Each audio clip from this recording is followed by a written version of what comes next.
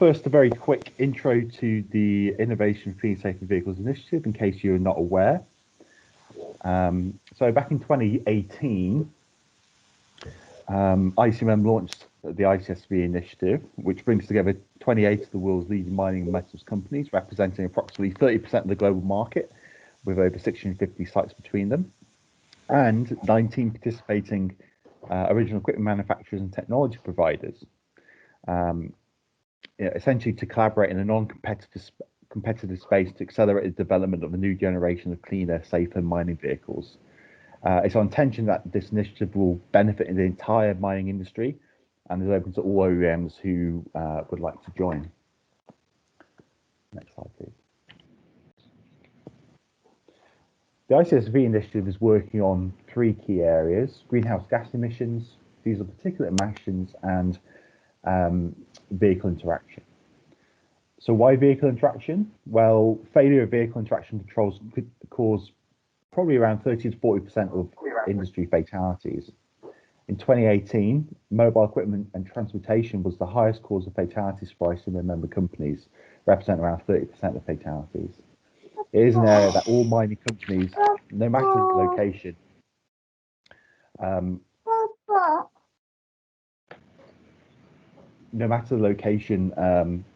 it is a relevant issue for everyone in the industry. So essentially, the ambition of the initiative is as it relates to VI, is to promote collision avoidance technology capable of eliminating fatalities from vehicle interactions, and for it to be available to mining companies by 2025. So today's presentation, although not directly focused on collision avoidance systems, the approach taken, the principles of thought used, and learnings gained from the experience and the implementation of the fatigue management system could potentially be applied to implementing future collision avoidance systems. It's a practical case study that helps us reinforce the message of technology is not a silver bullet.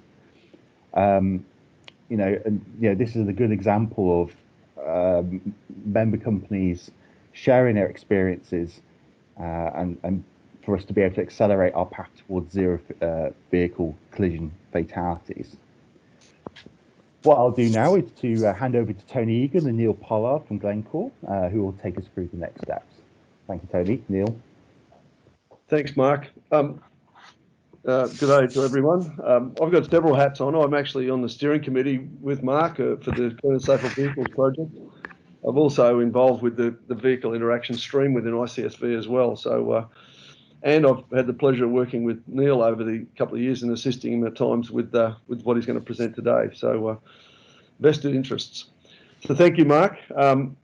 So, where does fatigue management sit into the scheme of things? Mark mentioned about the collision avoidance piece, but it actually plays a big role in not even getting to the collision in the first place.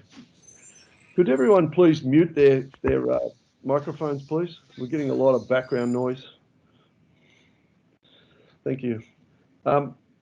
So where does it fit? Well, 2 places. Firstly, in the fitness to operate area, directly with the operator themselves, and secondly, at the alarm level, where not only it provides an alarm to the operator by shaking, potentially shaking their seat or a voice advisory, it's also back to the supervisor and also back to the manager of the mine. So people can start to understand trends in performance of requirements around this sort of thing.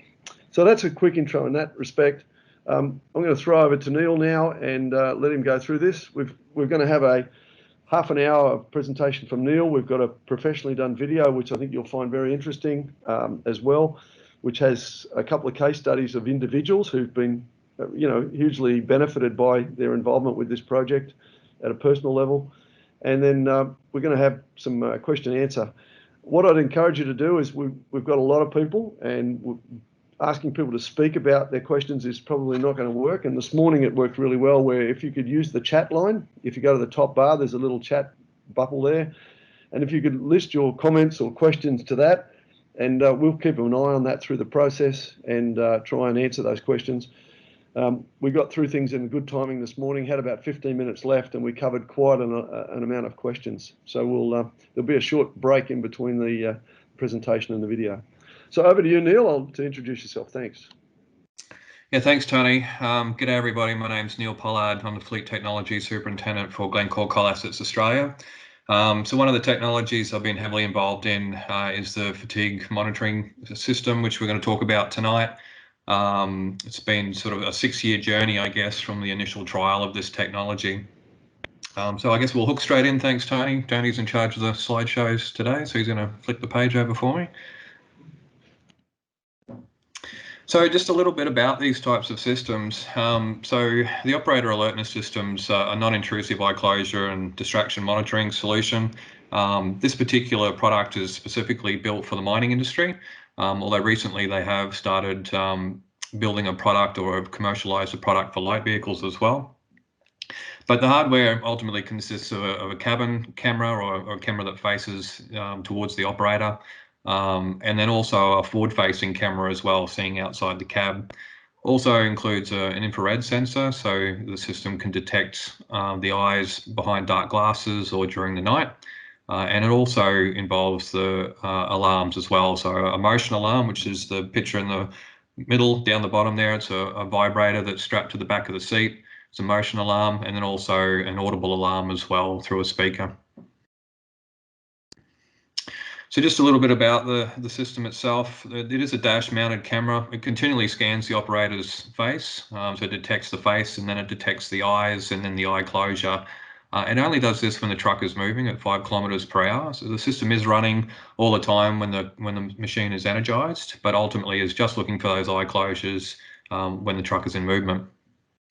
System's also integrated into the fleet management system, and that's so information like operator IDs, as well as machine status from the fleet management system can be utilised in the fatigue management system. So ultimately, when an eye closure event's detected, the in-cab alarms activate, and that's both that motion alarm and the audible alarm that I spoke about earlier. And it's at that point there's about 6 to 12 seconds of video footage comes off board the machine for review. So a third party will review that footage and ultimately will follow a trigger action response plan, which is a TARP, around what sort of criticality was the eye closure. Was it a short, long, or moderate eye closure? Was it a distraction event? Was it something else? To that point, the third party rates that event and then may escalate it as per the trigger action response plan, either to the supervisor at site. So just a little bit about the trial. So initial trial was held at Ravensworth Open Cut, commencing in 2016. And it was due to that particular site having 6 fatigue-related incidents across late 2015 and 2016. So we identified that heavy equipment operator fatigue was an area of concern for us, but we weren't able to quantify how much was actually occurring out in the pit. Really relied on people self-reporting their fitness for work, and also any outcomes from any incidents that we'd had as well. So ultimately operators confessing that they'd had a micro sleep off the back of an incident.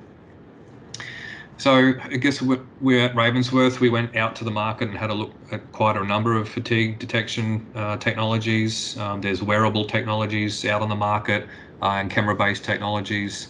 And ultimately where we got to, we shortlisted to 2 camera-based technologies. And these were trialed back-to-back at Ravensworth over a 2-year period. During the same period of time, a sister operation of ours across the highway, Glendale Open Cut, also trialled the Guardband System in parallel during this time. And that was more of a verification project for them. So once we made the decision to go forward with a particular product, it was really based on the key functional and performance requirements. It helped us better understand and appreciate the fatigue risks, and the decision was made to roll that technology out across our 11 open cuts in Australia. That took quite some time, took a couple of years to actually get those installs done. So about 600 machines in total now have a camera-based fatigue technology system installed. So the Hexagon Mine Protect product was selected at Ravensworth and then across Glencore Coal Australia, and that was based on achieving those functional and performance requirements and criteria and it included the ability to accurately and consistently identify the eye closure events through the trial, and also about reducing the amount of false positives that the system can produce as well.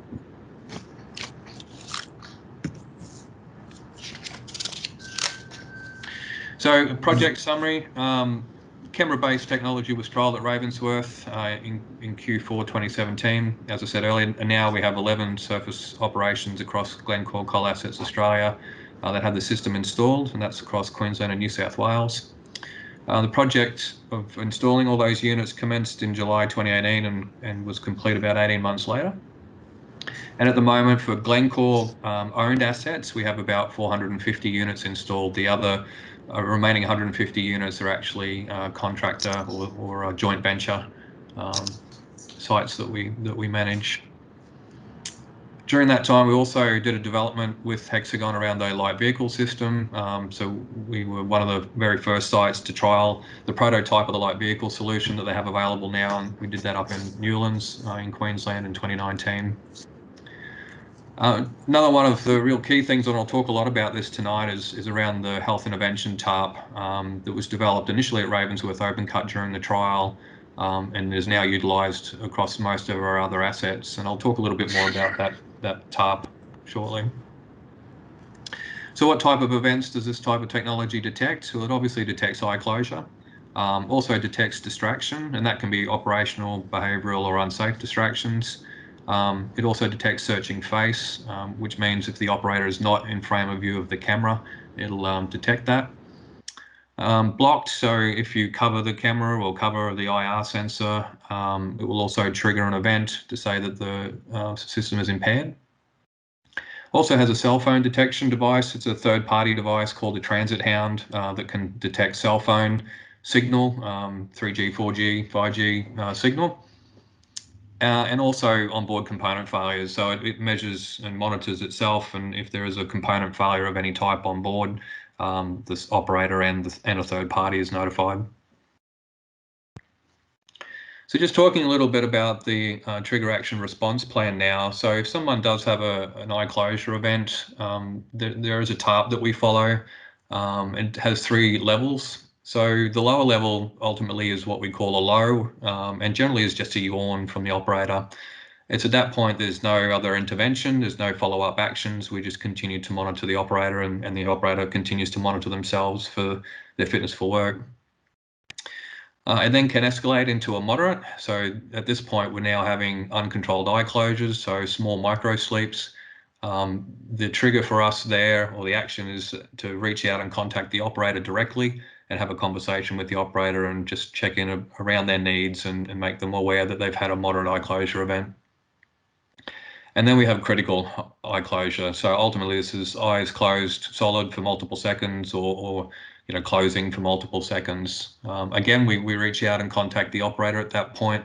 We also park the truck up, and we can instruct our operators in New South Wales only to park the truck. That's not something we can issue an instruction to a coal worker in Queensland.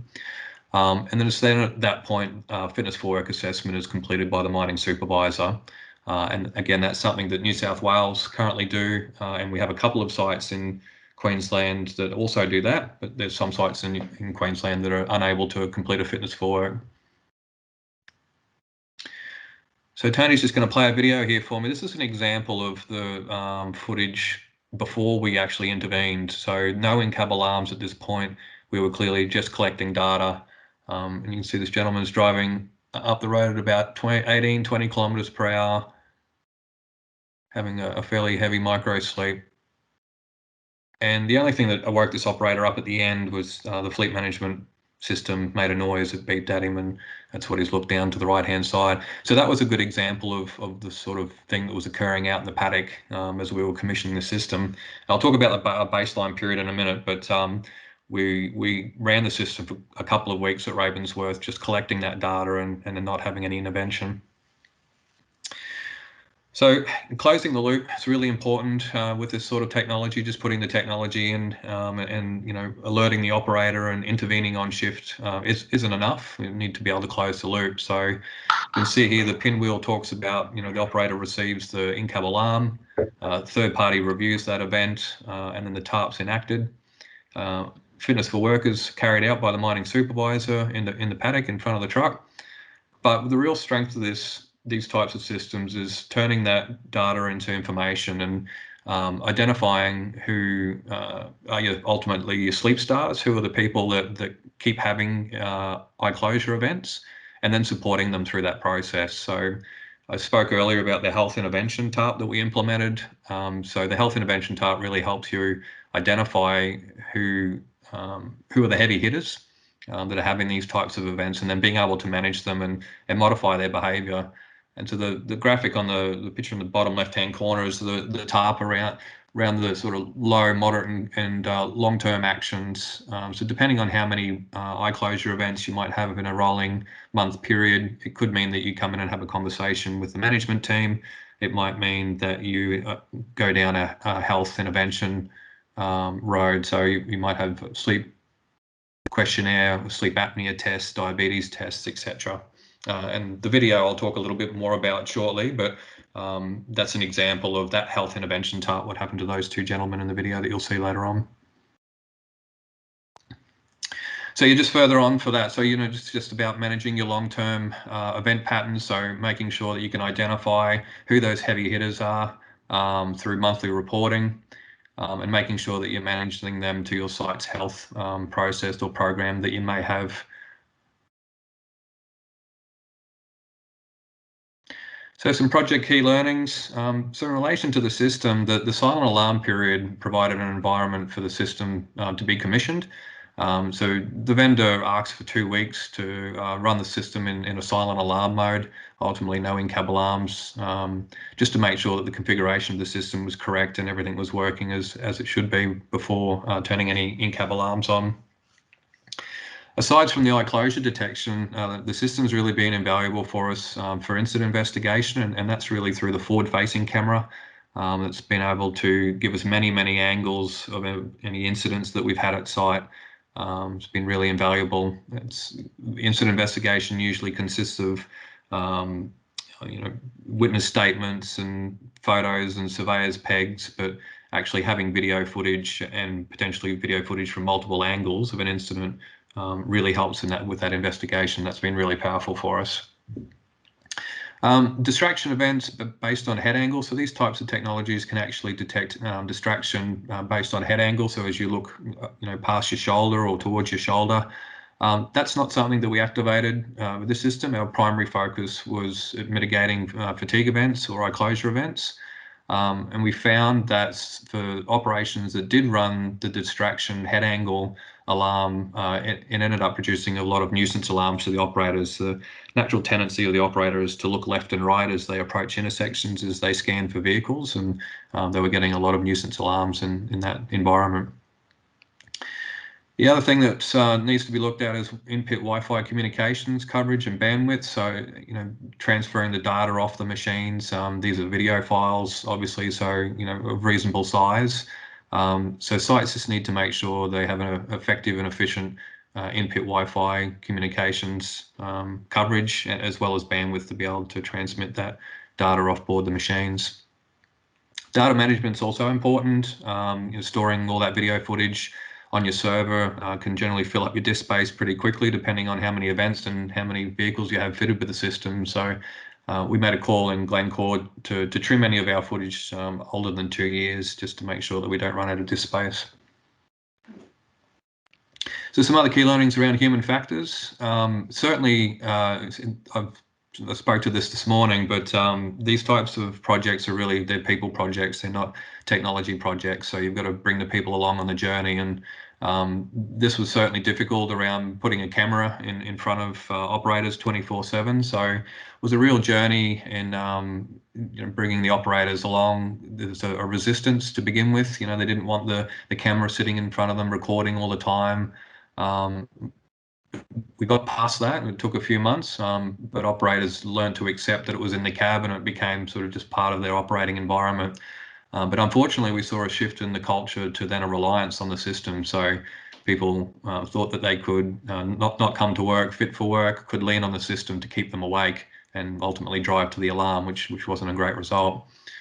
But as quickly as we implemented the long-term health intervention TARPs and the follow-up after shift, that's at the point where the workforce responded and realised that they didn't want to be called into the office and have those types of conversations or be sent to a doctor for analysis. So definitely a 6-month journey through those 3 key areas around human factors. Wasn't any different for the 11 sites that we implemented.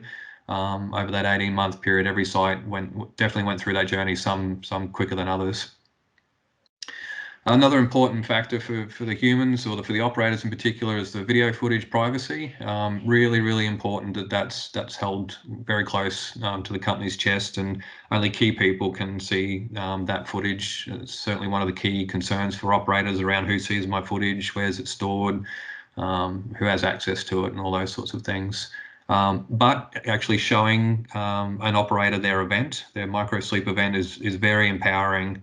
Operators generally don't believe that they've had a microsleep until you actually bring them in and show them the footage, and it's really quite shocking. And I've not had an operator see their footage and still deny that they've fallen asleep after they've seen their footage.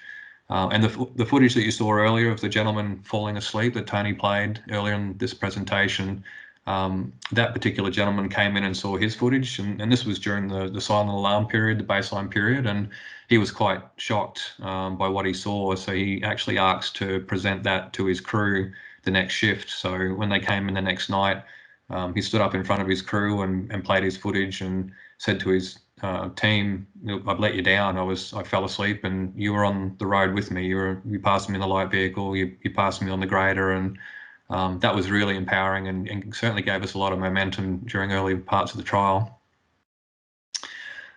Providing system knowledge around what the system doesn't do is equally as important, if not more important, than teaching the operators what the system does do. So teaching them things around that if the system is impaired, then obviously it's not going to work and detect the eye closure events. If they're not sitting in front of the view of the camera, it's not going to detect, etc. So very important. Component failure, sorry Tony, component failure management. So imperative that the operator knows that the system isn't functional, and you need to make sure there's a robust maintenance strategy in place to support the system as well, and we'll talk a little bit about that later in the presentation. So more learnings around fatigue risks. So I've spoken a little bit about it, but the silent alarm period allowed us to collect some baseline data and actually understand what was actually occurring in the paddock before we put any measures or controls in place and change that data set, and we'll talk to that in a minute. The technology, it can't be treated as what is the last line of defense, but it shouldn't be relied on. So it's really you're at the point of microsleep at this point when you're trying to wake the operator up through the system. So really important that sites focus on their level 1 to 6 controls, and that's around making sure that you've got the correct policies and procedures in place. You educate your workforce about preparing for shift, etc. The majority of eye closure events actually occur from a very small portion of the workforce, and we'll see some data on this shortly, but that was consistent across the operations that we run. If you are able to identify where the majority of your eye closure events come from, it's generally from a very small portion of that workforce. And so if you can identify those people and manage them, then you'll remove quite a lot of risk. Also, on shift intervention isn't sufficient to change the behaviour either. I spoke about that earlier. Around intervening on shift at the point of microsleep or incident is great, but having that follow-up is really important after shift. So some key learnings around maintenance strategies. So completing an FMEA is really important for these types of systems.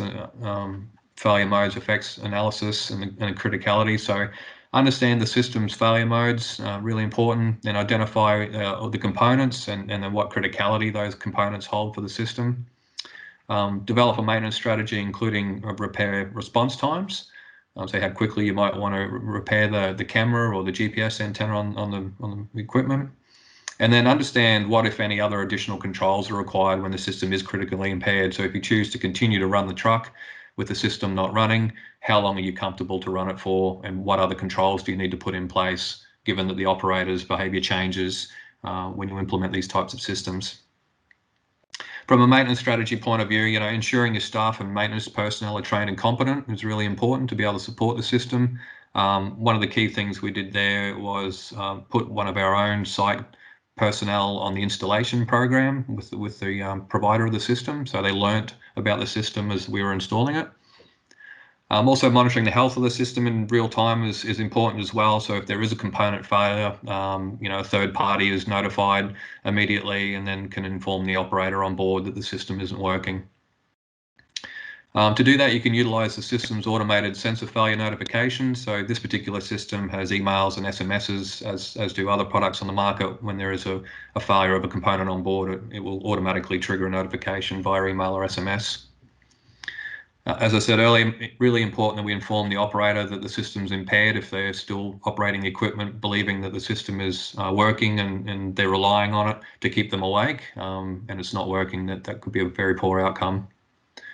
Coordinate your repairs through your site's defect management process. So every site has a defect management process. I encourage that you use that formally to notify of any component failures. And then follow up on any long-term component failures as well. So if something's not being repaired in a timely manner, and setting those repair KPIs as part of the FMEA is really important. But then making sure that that machine isn't coming in on service 2 or 3 times and not having the system repaired in a timely manner. So a little bit of data about our baseline period. So these are the 11 sites that we installed to. The green bar represents the silent alarm period. So ultimately, this is the period where the system was commissioned, but there was no in-cab alarms, no third-party intervention, etc. So it was an indication of what was actually occurring out in the paddock prior to putting the controls in place. And you can see there's a substantial jump between any of those green bars to the subsequent brown, orange, or blue bars. So we've particularly that site A, we were looking at 9 micro sleep or eye closure events per truck per 24 hours at that particular site. And once the full process was put in place and the in-cab alarms were turned on, health intervention, etc., we're sitting at around 0.5 of an event per truck per 24 hours. So the sites that have the arrow to them, these are sites that actually have an approved fitness for work assessment and health intervention TARP, and you can see that those sites have actually moved the needle or reduced the number of eye closure events a little bit further than the sites that don't have those long-term processes in place around fitness for work and health intervention.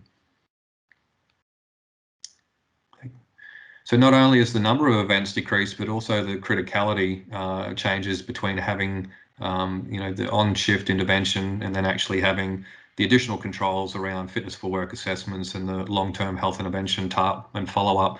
So you can see there for sites that don't have those extra processes in place, that their events are more critical compared to ones that do. So critical 9% versus 2% for sites that do have the full process in place, and for moderates 10 versus 6%. So as I said earlier, the majority of your events are generally produced by a very small portion of the workforce. So for example, in the table here in site C, for instance, one operator attributed to 43% of all eye closure events for that particular site, and just 5 operators attributed to 84% of all eye closure events. So really, really important that you use the data to identify the key people that need intervention and need help ultimately. So year on year, we've seen a decrease in the criticality, not only of the number of events that we're having with the system, but also the criticality. So you see that on the left-hand side that the baseline period, up to 43% of all eye closure events were of critical nature. So that's a solid sort of 3-second eye closure events. And year on year, we've seen a decrease across our critical and moderate events, which is a great outcome. So just some key project benefits. So what we've done is we've managed to create an environment where fatigue and inattention events for mobile equipment operators are detected in real time and can be verified in real time. We've also provided a LAD safety solution to ensure the operator is managed. So we're intervening at the critical point of impairment, so at the point of that micro sleep. We're also able to touch base with them through third-party intervention, and that's via POSCOM. So for us, we are able to call them directly via the two-way. We have a remote monitoring centre here in Australia that manages all 11 of our open cart operations, and the real power of that centre is the ability to contact the operator directly via the two-way. We also conduct our fitness for work assessment, so that's the mining supervisor being involved. They also get a call from the remote monitoring centre as well on a critical or long eye closure event.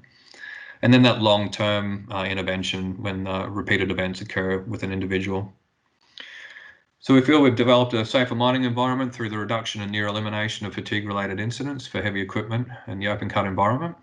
We've realised a shift in culture also where operators would previously power through their impairment, which was before the system was installed, to then relying on the technology, driving to the alarm, as I spoke to earlier, and then improving their proactive reporting of their fitness for work status. So we certainly have operators now that put their hand up a lot earlier before the system goes off or at that low eye closure status. We've developed a procedural avenue for individuals that have multiple reported fatigue events and provide post-shift assistance through our health intervention plans and programs. And as I spoke about earlier, we've also provided some capturing resources for incident investigation, and that's that forward-facing camera. Thank you, Neil. Whoops. Yep, you're good, Tony. I'm just going to load up this video, but while I'm just getting that done, I might ask Neil a question around, you've had a 5 or 6 year journey in this process, and you evaluated some product that we committed to back in about 2017-18. What would your approach be, advice to the people on the call tonight about, if you had to do it again tomorrow? Yeah, look, great question, Tony. I probably wouldn't change too much, to be honest. I mean, it's been 6 years since we did the initial trial. If I was at a mining company or had the opportunity again, it's pretty much the same. We go out to the world and see what technology is available. Make sure that we've got sound functional requirements and performance requirements. Shortlist based on that, and then ultimately, if there's a couple of technologies that are very close on paper, we would probably do another trial. To be honest, another back-to-back trial.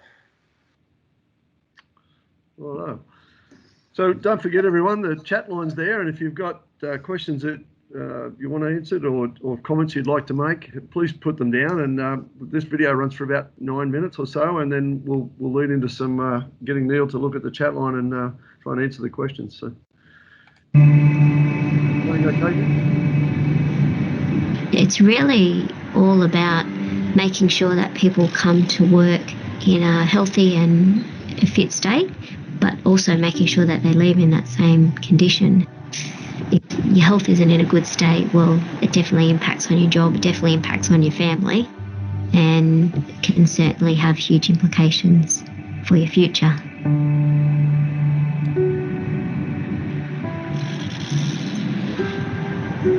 There's a lot of inherent risks with driving a haul truck. Interaction, visibility, it's very repetitious, monotonous, and complacency can set in, and then also the aspect of fatigue as well on a day-to-day basis. A number of years ago, Ravensworth experienced a number of alarming fatigue-related events. So operators were incurring microsleeps, especially in that range from about 3 to 6 a.m. in the morning. We recognise that fatigue is a health risk for operators that work shift work, so they're working extended hours, they're working day, they're working night shift, and obviously we have to manage that on our site. From there we had to look at what can we do differently. We explored the marketplace and came up on the Guardband system. So the Guardband system consists of a dash-mounted camera that sits in front of the operator. And there it picks up and monitors certain key points on the operator's face, and that's detecting those microsleep events over a period. Whilst operating and driving, if they close their eyes or even just look down, 75% or more, it triggers an event, and that's when inside the cab there's a sound alarm as well as a vibration under the seat. Then a little snippet of the video, which is about 14 seconds, comes to us here in West Wallsend. We're in a locked room and we review it. Then we go from there with our escalation points, whether they're just looking down and doing something on their dash or on the two-way, or if they're having a microsleep. From there, we either talk to the operator and have a chat to them, make sure they're okay, or we can escalate further to their supervisor if need be as well. it's hard to detect your own fatigue, and it's the middle of the night and you're doing a monotonous, repetitive task. It's just another tool to make things safer. Last December, I'd had a fatigue event and was told to pull up and did a fitness for work when the ACE came down, and then was told to go up and review the footage. I've heard a heap of times that blokes say, no, I'm all right. There's nothing wrong with me. And then they look at themselves driving a truck, going to sleep. It's scary, scary stuff. To see yourself falling asleep like that when you didn't think you were tired, it's a little bit confronting, yeah. To see yourself having a microsleep, it's pretty shocking. You're not even aware to. It would have probably gone undetected without the Guardband system. So where an operator has a high number of critical events, we set up and have a discussion with that operator about how they're managing their fatigue prior to coming to work, but then also throughout the shift.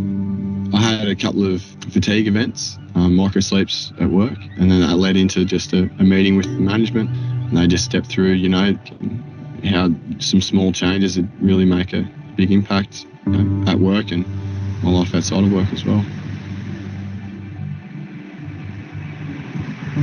Also, we've found, though, there's a number of different operators who've got underlying health conditions that have been picked up throughout this system, whether they're being unbeknownst to them, but then also known about. Chad was recorded as having critical events during the day and also during the night. He was showing classic signs and symptoms of someone that was suffering from a sleep disorder. It came out that he was suffering from severe sleep apnea. So how he was managing to cope with, preparing himself for shift work, I have no idea. It's definitely helped me be diagnosed with sleep apnea, and it was just the push I needed to finally go and get the test done, and work was good. It helped me out with that. Fatigue doesn't just affect someone at work, it affects them at home and when they're doing all of their normal daily activities. And when I asked him about driving with his young child in the car, he actually admitted that there had been instances where he had to pull over because he was that tired, he felt he was going to fall asleep behind the wheel. And I think that was a real turning point for him then, because he realised that it wasn't about the company trying to force him to do anything. It was really about his safety, not only at work, but also when he's driving around with his young child in the car.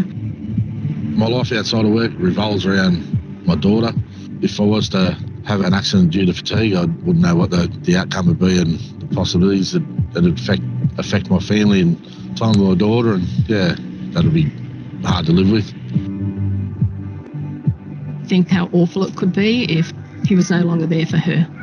Knowing that he's had that sort of help has been really, really put my mind at rest anyway as a mum. It's a lot more accepted now than it was in the beginning, just because there's transparency of, what the footage is used for. Everyone was a bit apprehensive to start off with when it came here about being on camera. People are watching you all the time, which is not the case. They can only look at you if there's been an event. It is a very, very private system. We do have them often thank us on the two-way, and because it is just me calling, making sure they're all right. If it can prevent one serious incident that can have catastrophic consequences, then I think it can only be a good thing. We want people to be healthy. We want people to be able to come to work, do their job, go home and enjoy their time with their families. The amount of fatigue-related events has decreased, but then also it's changed the culture here on site about reporting and early intervention for fatigue as well. So people are recognising their own sides of fatigue prior to the system activating. It shouldn't be relied on as the last line of defence. Everybody still needs to show up fit for work. If you're feeling fatigued, call up. You don't get crucified for it. Nothing will happen to you. They will help you get through it. Everyone's been supportive here at work, and by no means was I in trouble for being tired. It's not natural to be driving at 3 and 4 in the morning. But they were supportive. They put me through the process, and I haven't had one fatigue incident at work since, and I've got more energy. I'm not as tired. It's been really good to see that Chad's gotten some energy back. Love watching him and Hallie play a lot, and he's got more motivation now, which is really good. You don't know that you've had a micro sleep until you actually wake up. And having a micro sleep in one of our pieces of equipment, a truck, driving down the same road as with their mates, and that sort of stuff happens. The outcome can be catastrophic. I don't want to be here when that happens. I've seen the devastation firsthand of someone's father not coming home, someone's husband not coming home, and not only does it shake the family, it's the community, the crew. Everyone has to recover from it. I stay safe so I can go home every day, and go home to my wife. Everything we do here impacts things outside of work. If you don't manage your fatigue and you have micro sleeps, it means you can have an incident and potentially kill someone. You wouldn't forgive yourself if something like that happened.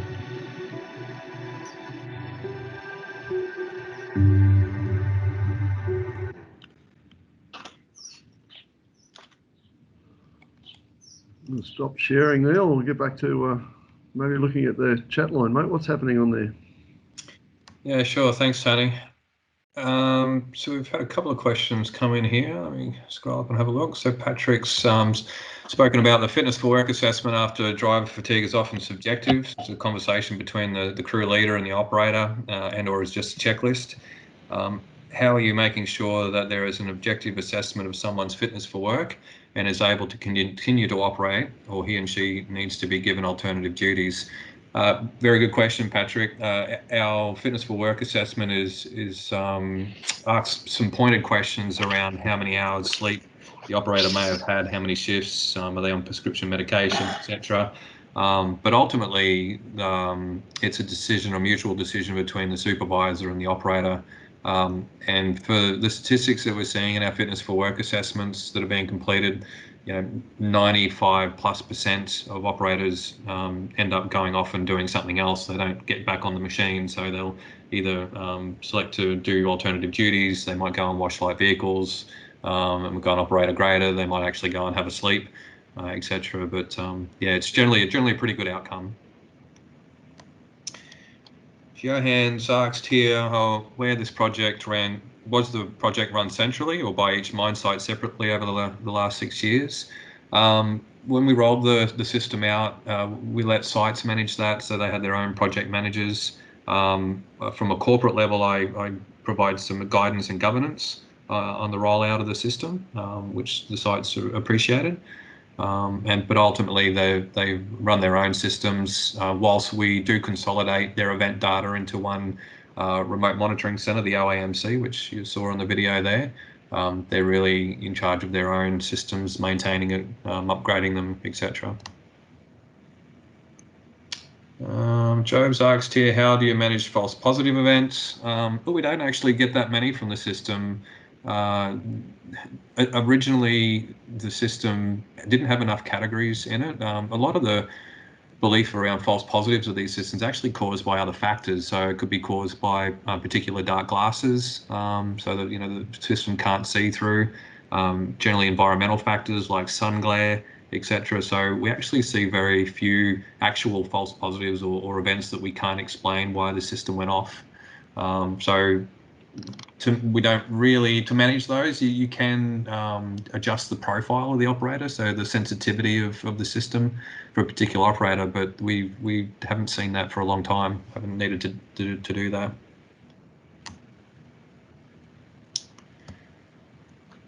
Probably a question for you, Tony. Is the recording going to be made available to the attendees? I assume so. Yes, we've recorded this morning's session and recording this one, though. So the video that was played will be part of that, and Mark will make those available through the ICMM, ICSV Knowledge Hub shortly, and we'll probably get a link to that through to the Immersed website as well in the Knowledge Hub there. A couple of questions coming in now, Tony. So Billy says, thanks for the presentation. Do you have a control room operator checking the events full time, or do you rely on Guardband to give the notifications?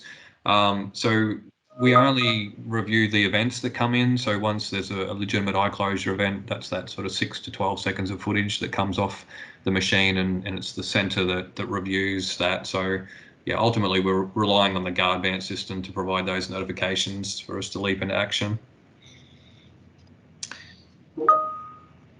Let's try and keep up here. Do you have examples of fatigue-based events that have not been detected? Good question, Frederick. No, not for this particular system. So during the trial, we actually did some simulated testing. So in a controlled environment, simulated some eye closure with another operator in the cab controlling the vehicle. And for the most part, these systems haven't missed any. We encourage our operators and continue to encourage our operators to detect, to report if they've had a micro sleep or felt that they've had an eye closure event and the system didn't capture it, so then we can then investigate it. But we haven't had any instances of that. Warwick's asked here, camera-based technologies seem to be reactive systems and alarms once an incident has occurred. Do you know of any solutions that can proactively identify microsleeps before it occurs? There are certainly products out there that claim that they can do that. I haven't come across any myself. The thing I like about the camera-based technology is that you can actually verify the event. So that there's real power in that, and being able to understand exactly what's occurred in the cab through that cabin footage.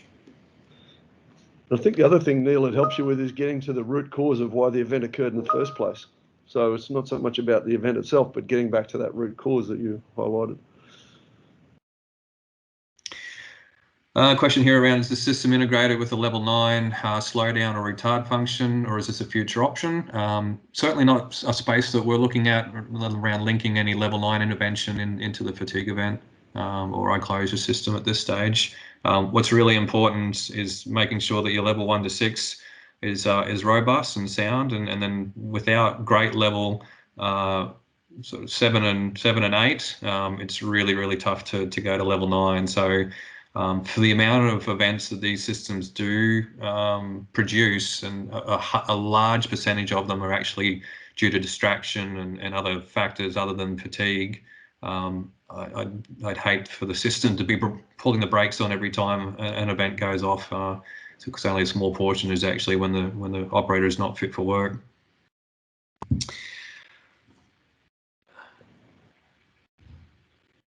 So Joe's written here, we had an incident whereby a system cannot detect microsleep because the operator had long artificial eyelashes, making it difficult to detect. Have we experienced the same? No, we haven't. The system has gotten better at detecting with eyeshadow and eyelashes and particular types of glasses, etc. We haven't had an experience where we've missed an event in that environment. This is. Do you know when operators are manipulating the system to have an easy night? Great question, Kelly. Yeah, certainly we have some suspicions. You know, we have some high flyers at site that we tend to keep an eye on. They're usually known characters at a particular site. You know, we have to treat every event as if it was a legitimate event, and ultimately, if we have any concerns or doubts about the legitimacy of an event, we'll escalate to the site to manage. Neil, one thing that I noticed along the way, some of the detection issues that you're talking about there with, you know, people's chins and beards and all sorts of things, glasses. You might talk about the evolution, I suppose, of some of the algorithm approaches to that. Yeah, sure. There was a good question this morning on the forum. You know, when we did do the simulated testing, we tested all types of characters, different eye profiles, big beards, high cheekbones, different safety glasses or different glasses, etc. So we're reasonably thorough with putting the right operators in front of or a good broad range of operators in front of the camera. But the systems have evolved around detection. So, you know, with COVID, face masks and respirators, etc., have come about. So these types of camera-based technologies have been able to, you know, adapt to making sure they can detect the face and the eye through any and all of those types of conditions. Job's actually another one here. Is the system interlocked or interfaced with the operator's seat vibrating device to alert the operator in case he or she is not reacting to the audible warnings? So Joe, both alarms go off at the same time when there's an eye closure event detected in real time. So the audible alarm and the vibrator on the back of the seat go off concurrently. So yeah, no problems there. And you know, what we encourage our sites to do around the maintenance of the system is, you know, obviously the seat vibrator is a much more effective way of waking the operator up than the audible alarm. So we classify that as a fairly critical component of the system over the speaker.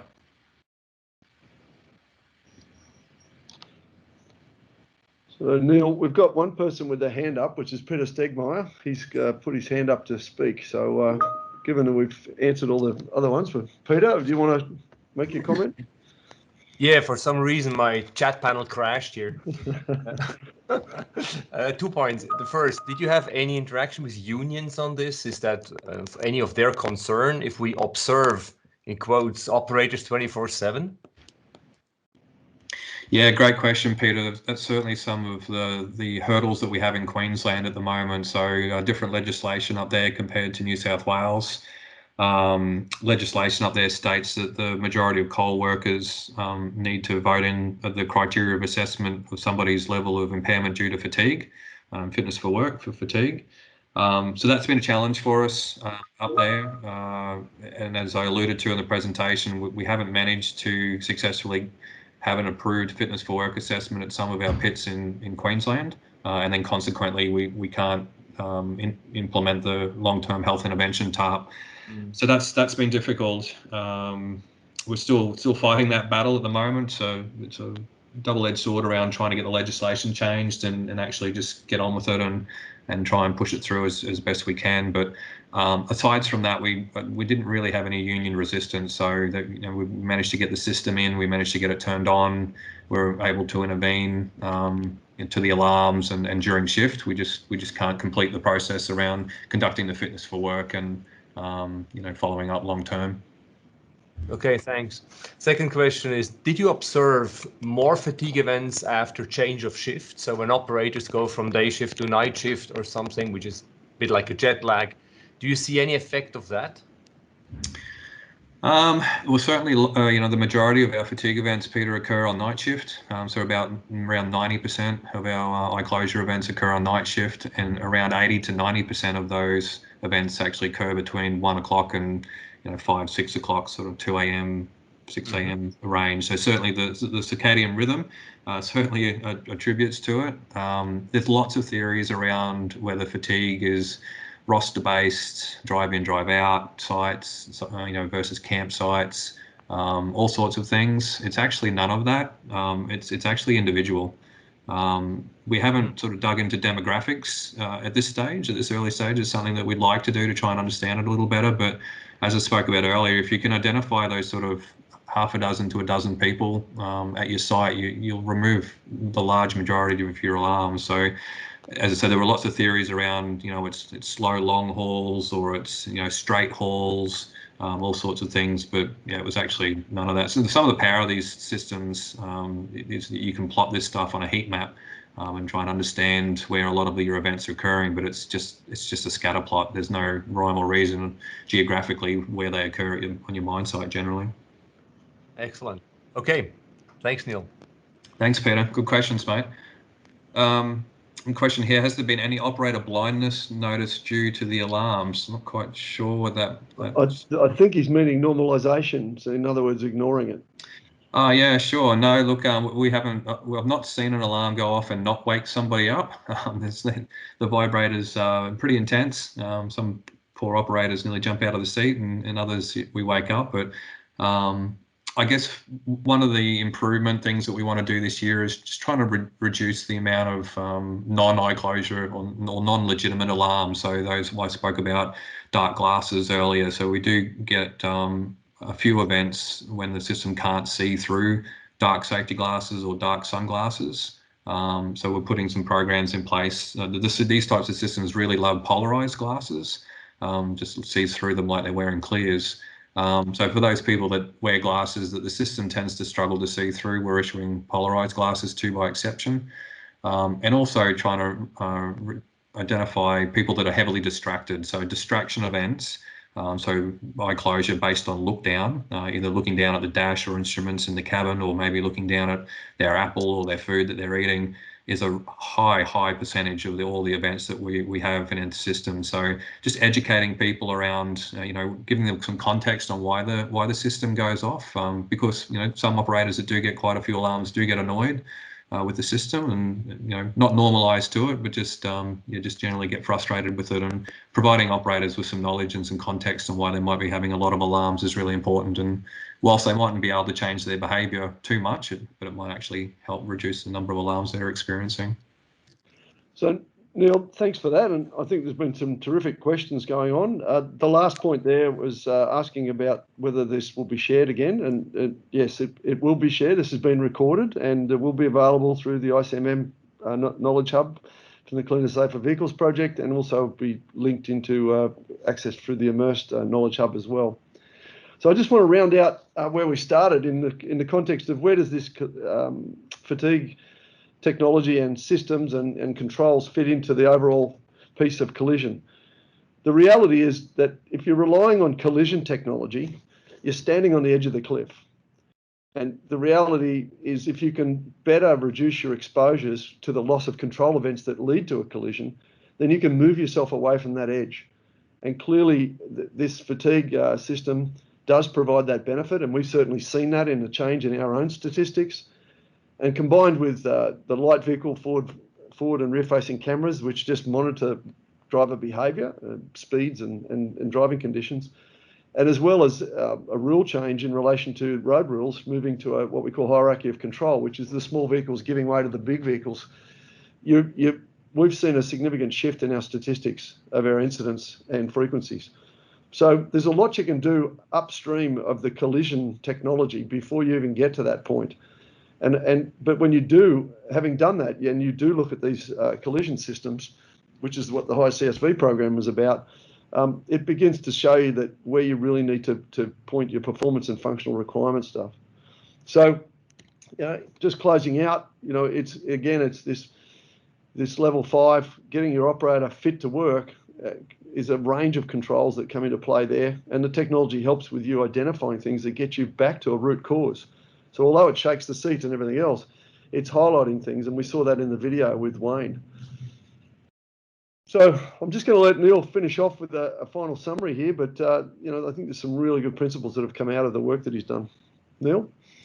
Yeah, thanks, Tony. So, I guess you start with a general when you do these types of technology implementations, and that's just not fatigue, but any technology. Make sure that you deeply understand your operating context and your current approach. So, how you're going to approach putting this type of technology in. Identify and take easy improvements. So, if you find some easy wins straight up, jump on them and implement them as soon as you can. Don't wait for your trial or for the full implementation of your technology. Stabilize general processes that apply to everybody. So if you've got some existing processes that the system or the technology complements, then jump on board on those and polish them up if you need to. Confirm that supporting processes for individuals are in place and are well coordinated. You're going to need them, certainly as you put this technology in. So making sure that we've got health support programs in place so you can use the data once that's made available. Performance management, as I spoke to, it could be just that you need to have a conversation, or the operator needs to have a conversation with the management team and around how they prepare for shift. And also privacy management. I spoke about making sure that the data and the footage is very private, and making sure that those policies are in place at your site. But once you've done all that, you get into the technology. So confirm your project drivers and involve your leaders from all levels of the organisation, and including, and particularly, the leaders on site. Decide where your technology can add value, and for us, it was all about fatigue events. We weren't really interested in the distraction side of the system. So, and then the flow-on effects from that. Confirm what's expected from the technology. So, that real-time response to the operator was important, and then the data sent to the shift supervisors as a response, and then the trending of that data across time is really important for the management team at site to try and understand what's happening as well. Tony asked me earlier, carry out the trial and pilots to confirm accurate, reliable and repeatable performance. And, that's something I would do again if faced with this type of technology. Cold commissioning of the technology and associated people processes. So, having that silent alarm period is really important to make sure that your technology is working as expected. And then, get your people prepared and on board and all your processes in place as you get set to go live. Support your individuals at every step. Really important that you engage your operators. They're the key stakeholders in this system. Keep them up to date with what you're finding, the project milestones, etc. Give them data. And as I said earlier, sharing the footage where you can is really important as well. And once you go live, once you turn it on and you turn the alarms on, there isn't any retreat. So, first impressions are last and they're important. So you only get an opportunity to capture the audience once. So you've got to do a good job of it.